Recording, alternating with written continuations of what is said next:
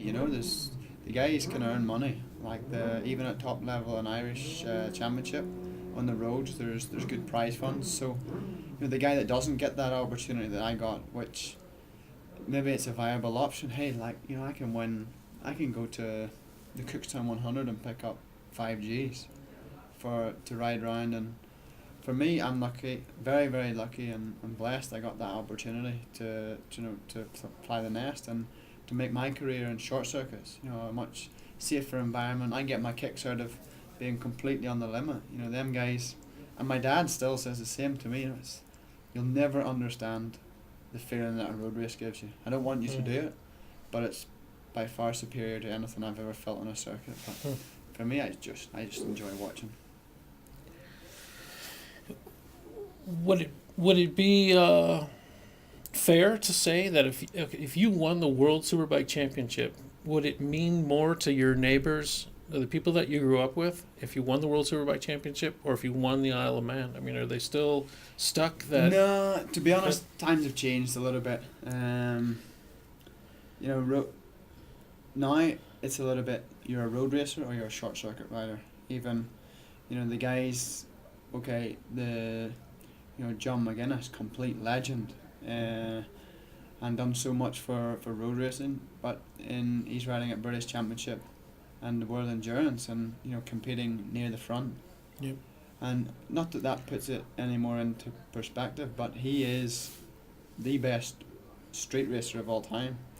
The World Superbike's completely different sport, and it's hard to say, but where I come from right now, I think they respect that circuit. They respect the decision. It's not like, hey, you're a pussy because you don't do road racing, and they still respect that we're riding a world championship at a good level, and they understand and they watch. The TV coverage is good, the media coverage is good back home. So, like myself and Eugene, we're well supported, and people are always intrigued. We have a lot of fans.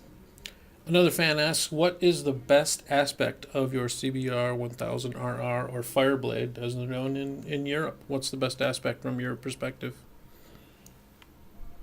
For me, change of direction. High speed change of direction is very good. But to be honest, it is a very well-rounded package. I've rode the street bike at launches in Qatar, and as a street bike, I'm going to be biased, am I, anyway, because I've never ridden anything else. But as a street bike, everything works so good. When you come to the racetrack, then it's, we're riding against the best manufacturers in the world as well. So it's a bit of a leveler, but for me, at the racetrack, it's high speed, change of direction. And it used to be the top speed. Now we're struggling a little bit with top speed, so we'll try and padlock the tuners into the tuning department back home and get a faster motor for the next races. Who is your ultimate rider, one fan wants to know, and why is that person your ultimate rider? I guess the rider you looked up to the most growing up or even now. It's a tough one. All you guys will probably know, but when I was growing up, my hero was always Jeremy McGrath, supercross rider, and I was a motocross, still am a motocross kid at heart, to be honest. But yeah, I remember when I was 3 years old, I had one of these little Pepsi Suzukis in my hand as a Christmas present, and I wanted to be Kevin Swans. He was my guy, and I followed him, and his career ended when I was still very very young, and from then never really looked up to anybody, but for me, all I wanted to be when I was 4 years old was Jeremy McGrath. He was like super cool, riding for American Honda and Supercross, and the lifestyle. That at 5 years old I'd be like just picking up magazines and seeing features on his house at his property with all the tracks and the testing they do. And I thought, God, I want a piece of this, with slightly different path, but probably still not as cool, but I enjoy it anyway.